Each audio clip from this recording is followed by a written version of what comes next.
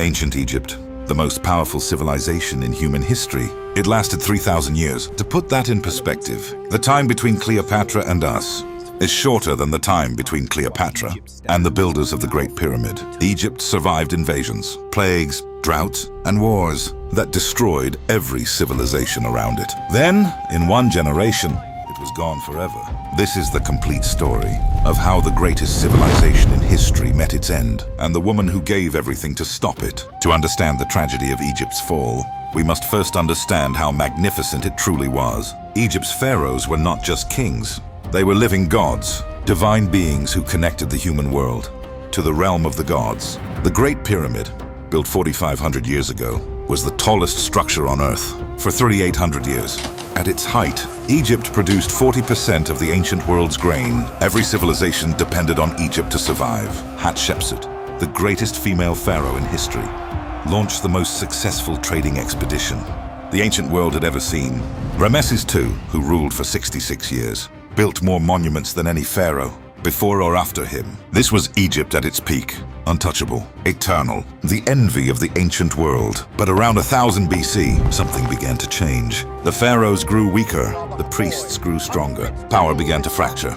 Egypt began to split. Upper Egypt and Lower Egypt, ruled by different powers, fighting each other instead of defending against enemies, and the enemies were coming. In 671 BC, the Assyrians, the most feared military force in the ancient world, invaded Egypt. They were unstoppable. They sacked Memphis, Egypt's greatest city, then Thebes, its sacred capital. For the first time in 300 years, Egypt was ruled by foreigners. Egypt would recover, but the wound never fully healed.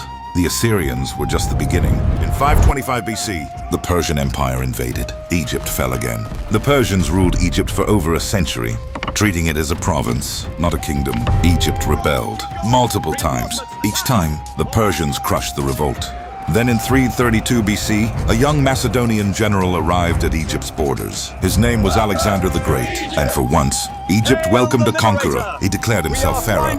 He built Alexandria, the greatest city in the ancient world. Then he left and never came back. When Alexander died in 323 BC, his general Ptolemy seized Egypt and became its new pharaoh.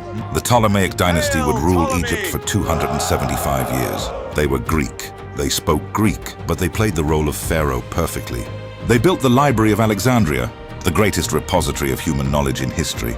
They built the Lighthouse of Alexandria, one of the 7 wonders of the ancient world. So tall, it could be seen 35 miles out to sea. Alexandria became the greatest city on Earth, more magnificent than Rome, more learned than Athens. But beneath the splendor, the Ptolemaic family was destroying itself from within. Brothers killed brothers.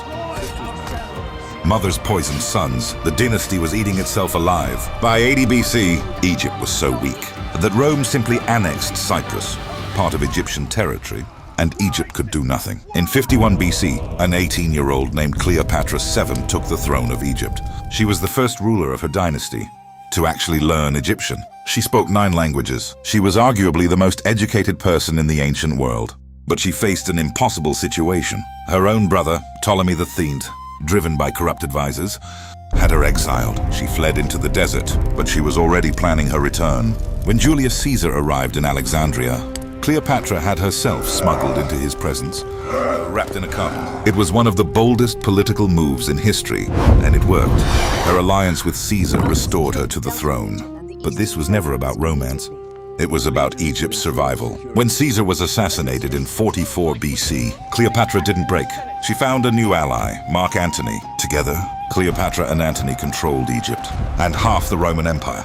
For a brief moment, Egypt was great again. But in Rome, a new power was rising. Octavian, Caesar's adopted son, saw Antony and Cleopatra as a threat to everything he wanted. He launched a propaganda war, painting Cleopatra as a dangerous foreign queen who had seduced Rome's greatest general in 31 BC. Octavian declared war, not on Antony, but on Cleopatra, on Egypt. The decisive battle came at Actium, off the coast of Greece. Roman fleet against Egyptian fleet. The battle lasted 1 day. By the end, Cleopatra and Antony's fleet was shattered. Antony receiving false news that Cleopatra was dead. fell on his own sword. He died in Cleopatra's arms. Now Cleopatra was alone. Egypt was lost, and Octavian was at the gates. Octavian wanted Cleopatra alive. She would be paraded through the streets of Rome in chains, a trophy of his conquest. Cleopatra had spent her entire life fighting for Egypt. She had outwitted two of the most powerful men in history. She had spoken 9 languages, commanded armies, and kept Egypt alive through sheer force of will. But the game was over, and Cleopatra refused to play by Octavian's rules.